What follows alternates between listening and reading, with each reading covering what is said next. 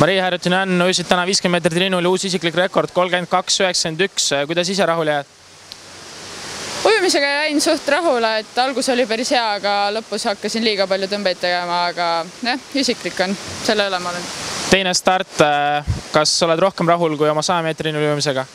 No ma olen mõlemaga rahul, mõlemad on isiklikud, nagu 100 on üle sekundi isiklik ja 50 30 sajandikku suht normaalne.